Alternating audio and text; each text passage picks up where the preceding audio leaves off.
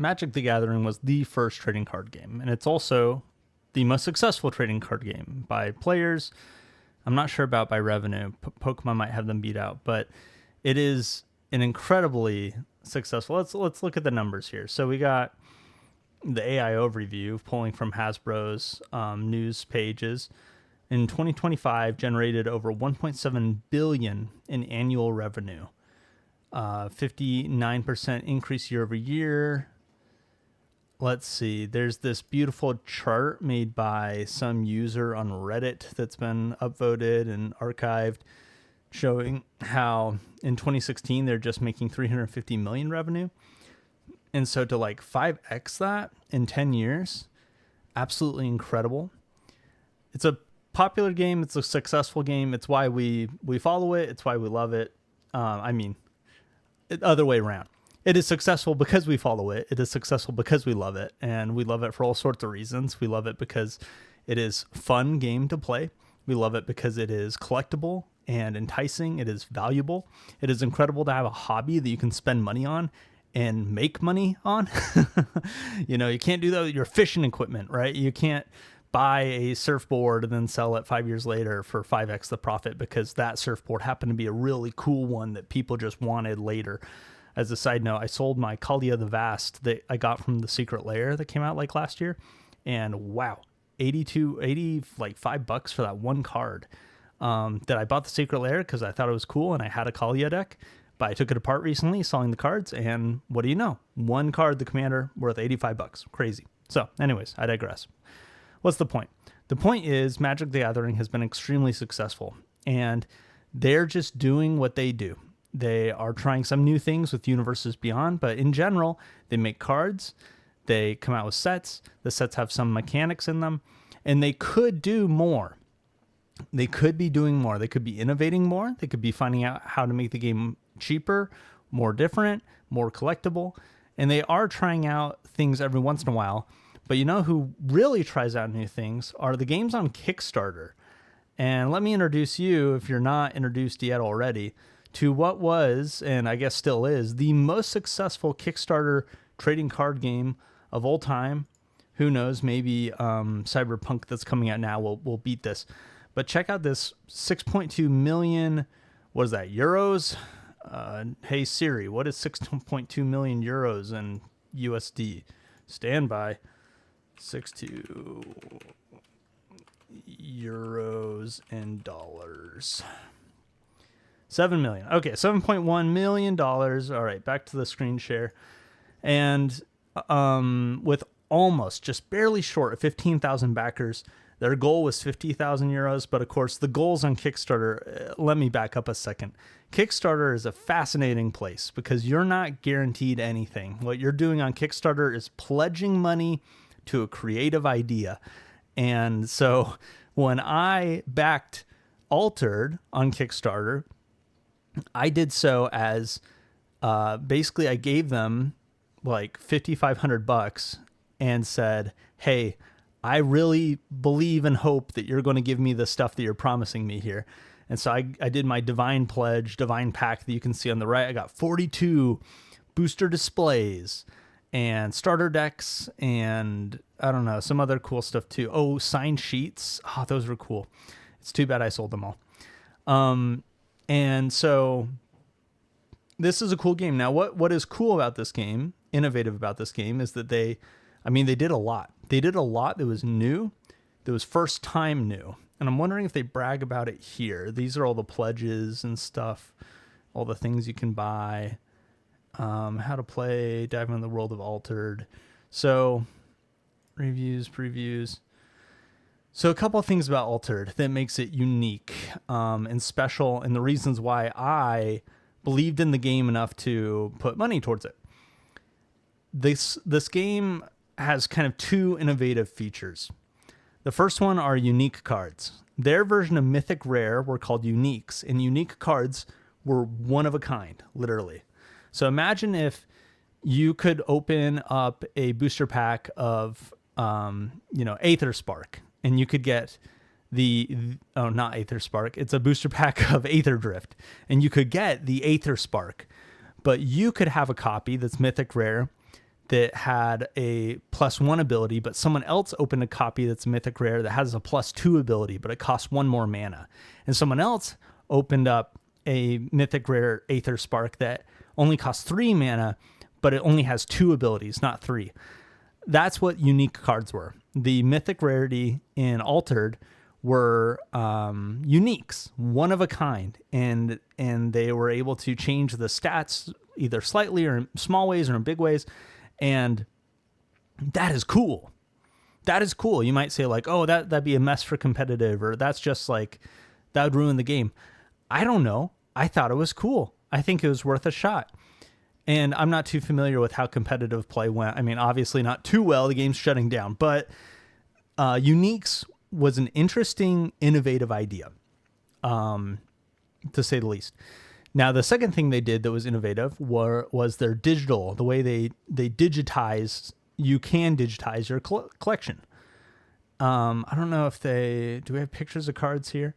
Each card has a QR code on it, which people are like, that's really ugly. Sure it is, but you can scan the QR code in their special app, and then you get a digital copy of the card. And with that digital copy, you have digital ownership to it. Wow, they don't even have a single card sample on here. So what does this mean, having digital ownership? Well, it means a couple of things. First off, you have to have digital ownership to legally play a deck. So yeah, I guess you can see some of these cards here on my screen with the QR codes on them. So you need to have digital ownership for the deck. You don't need to have digital ownership to have the physical cards, though. So, you could get a playtest deck that someone else has the digital ownership for, but you can have the cards and just play with them. If you have digital ownership, you could order new cards of your deck. So, I have a deck, digital ownership. I'm going to a tournament soon. I want brand new cards for that deck. I could just order those cards because I have the digital ownership for them. Trading is easier. You can trade with anyone in the world and in trade digital ownership or sell the digital ownership. And it's like, oh, it's like an NFT. No, it's just their own currency system thing, whatever. Oh, here we go. Here's their page where they show off, every card has a common version, rare versions, then the unique versions, which is like their mythic rare. So really interesting stuff. The uniques, along with the digital ownership, was innovative, was taking card games to a new level with their design and such. And did I already spoil that they announced, is that today? Well, yesterday when this video comes out, that they are shutting down. They have been dying for a long time now. So they came out officially in like mid 2024, and now it is March of 2026, and they are closing down. Really interesting. And there's a couple reasons this happened. The biggest ones I would say are just promises unfulfilled. They did have the unique cards. They did have some parts of the digital ownership, but they could never really figure out the digital trading. They couldn't figure out the kind of print to demand, or like you own the digital ownership, you can order the cards. They never got that fully figured out. It just turns out that the project was much more complicated and difficult to do than they anticipated. And so, what's the point? The point is that this was, or could have been, a competitor for Wizards of the Coast, but they're not. They are dead. Nick, what did you do with your altered stuff? Yeah, so I put in, like I said, like $5,500 and waited many moons and got some big boxes with all kinds of cool stuff in it. And I got it as an investment piece. I was like, I think this game is going to do well, and I think these Kickstarter boxes are going to be sought after and grow in value over time.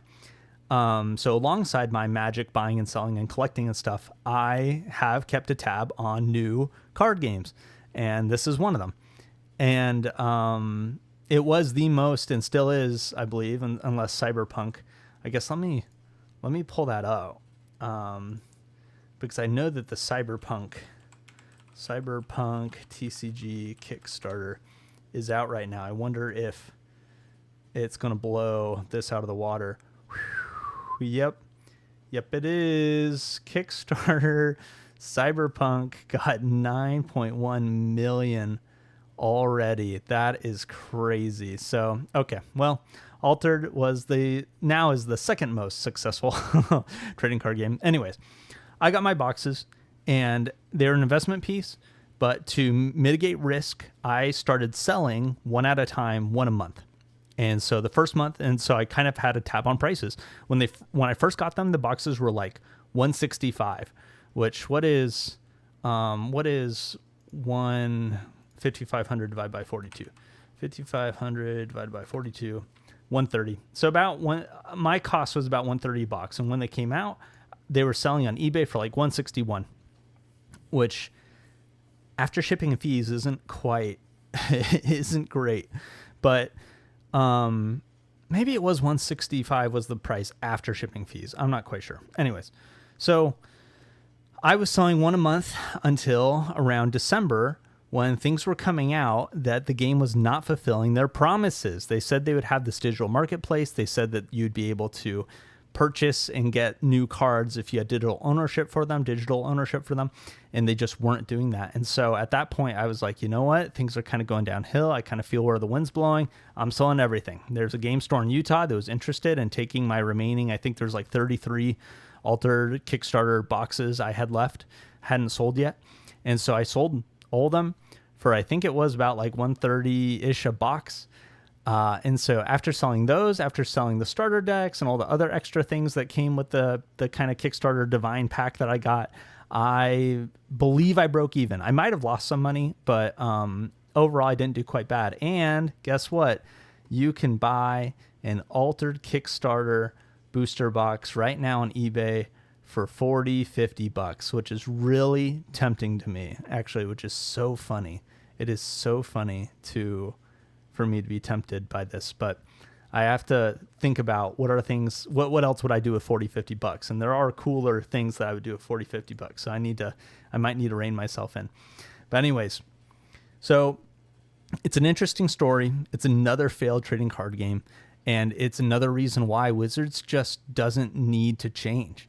When they get their competition that's trying to do something innovative, when they get their Flesh and Bloods that have kind of crashed out, when they get their sorceries, contested realms that are, I don't know, they're okay, but they're certainly not growing. They're certainly not thriving.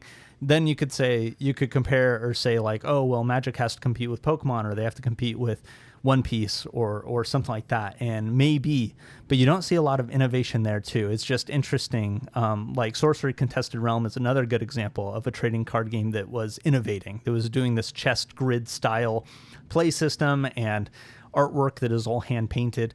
And like I said, the game's doing fine, much better than Altered, since Altered's shut down now. But yeah, Wizards is just winning. They're just winning. They're growing. They're being successful. And we wonder like, oh, why don't they do these cool things? Why don't they try these new things? And the answer is because they don't have to. Hey, if you made it this far in the video, you should consider subscribing, trying to get that subscriber count up. You should consider joining us on Monday evenings at 8:30 to 9:30 Eastern Daylight Time. Is when I'm go live stream. We did one last Monday. It was a lot of fun. Love to see you there. And anyways, thanks for watching. Love to hear your thoughts below in the comment section. Have a great rest of your day.